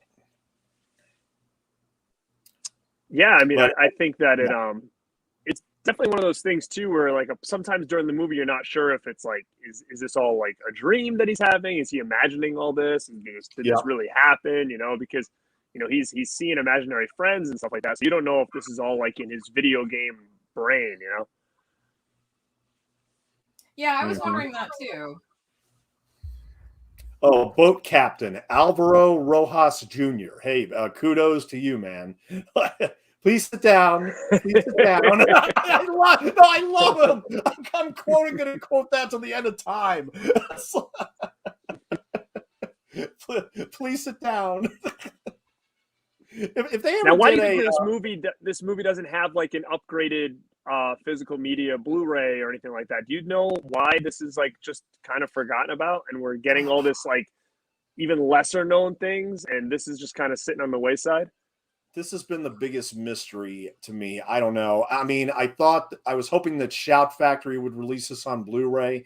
I know that Kino Lorber has acquired a lot of the Universal titles to release on Blu-ray. Seems like a Kino title for sure. Yeah. Yeah, and somebody who's actually done commentaries for Kino, named Brian Reisman. We follow each other on Twitter, and he said that I really hope they can get Cloak and Dagger out there, because from a story by Cornell Woolrich, that's what I was talking about before, that he wrote this story called The Window back in the 1940s, and eventually they filmed it in 1949 with Bobby Driscoll from Treasure Island, and this is a really good film noir that all Cloak and Dagger fans out there need to see this. They really do need to see the original version of The Window.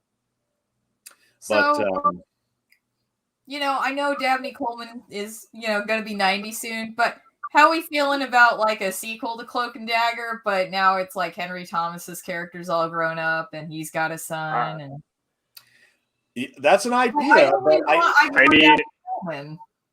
The fact that video games are what they are now, I mean, I think that they could easily transition it to current, in a way. It's going to be very different, but I mean, it could work and not feel like out of place, because they're just going with the current vibe, and Henry Thomas can just act he's the dad now, Yeah, I mean, I would love to see that. Like, cause man, that would be cool. I really like Henry Thomas. He's really, he just always reminds me, is like, he always makes me think of just like, he seems really genuine when I see him in things. That's why I appreciate it. Yeah, I've liked Henry Thomas in pretty much everything. Computers and Video Games by Atari Incorporated, Cloak and Dagger video game designed by Russell B. Daw, and Cloak and Dagger board game, which we saw earlier on Morris's table, created by Ideal CBS Toys. But here again, I don't know if you can even find those things on eBay now, to be perfectly honest. Well, I just typed in right now. I'm looking to see if anybody's created like bootlegs of like that cartridge or anything like that. But I mean, I'm sure it's very easy to do now. Mm-hmm. But Universal could easily remake this if they really wanted to, but the way these studio guys are, they're like, well, did the first movie make any money? No. So why bother? Yeah. Mm-hmm. It's kind of sad, but that is Cloak and Dagger. Sam, I need to know what are your thoughts, your closing thoughts on Cloak and Dagger, since you are my San Antonio expert tonight? I wish I had gotten to grow up with this movie. Yeah.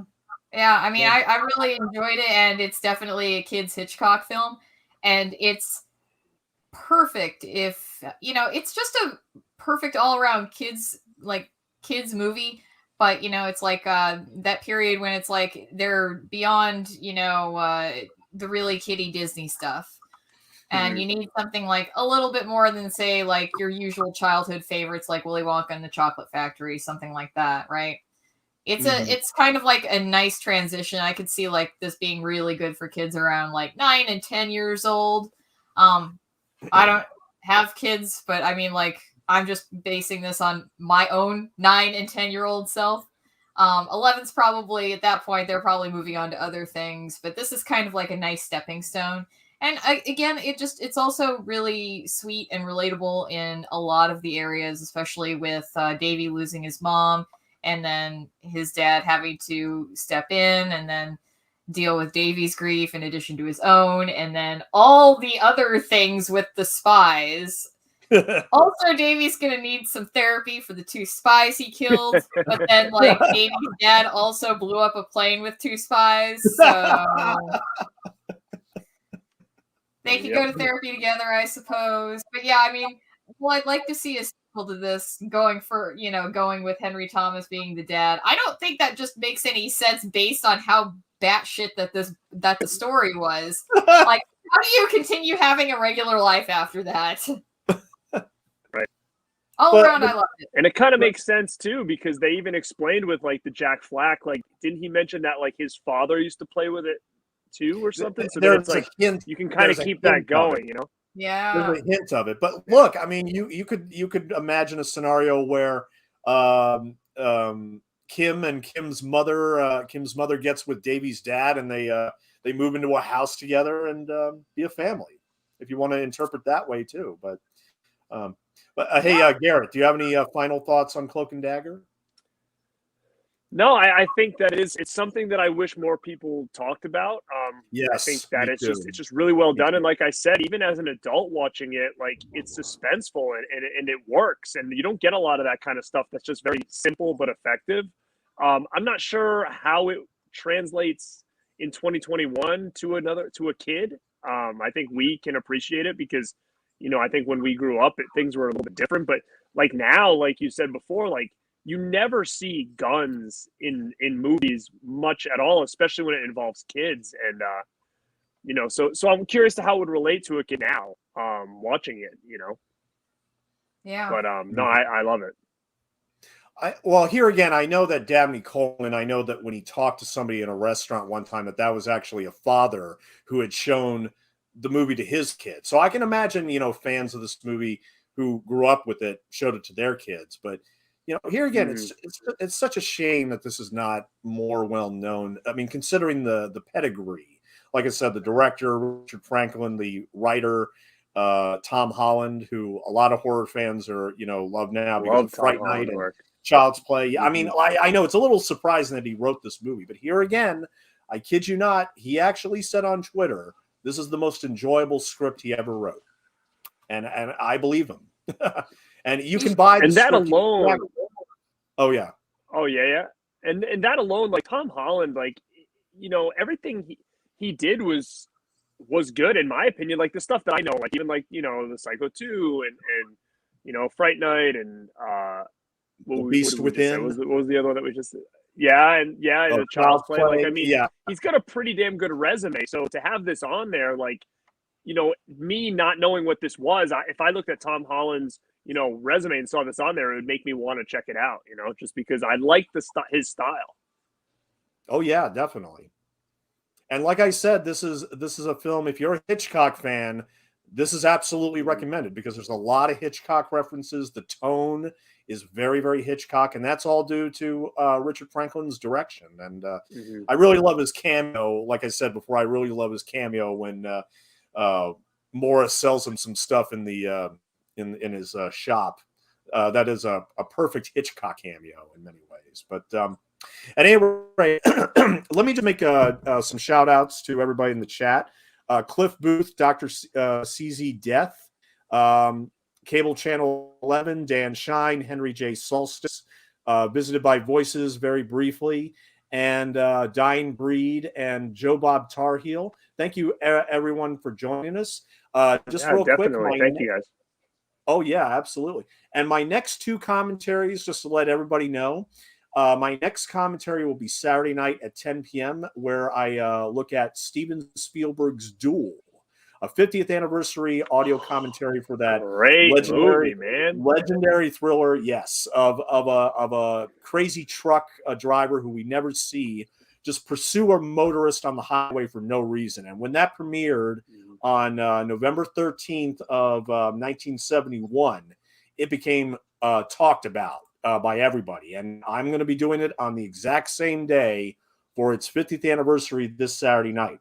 And then finally, I don't have a date for it yet, but the director of Jason Goes to Hell, the final Friday, Adam Marcus, will be joining me for a commentary for Bob Fosse's Star 80, which is about the very tragic story of Playboy playmate who was murdered by her husband in 1980, and it inspired an article that won a Pulitzer Prize.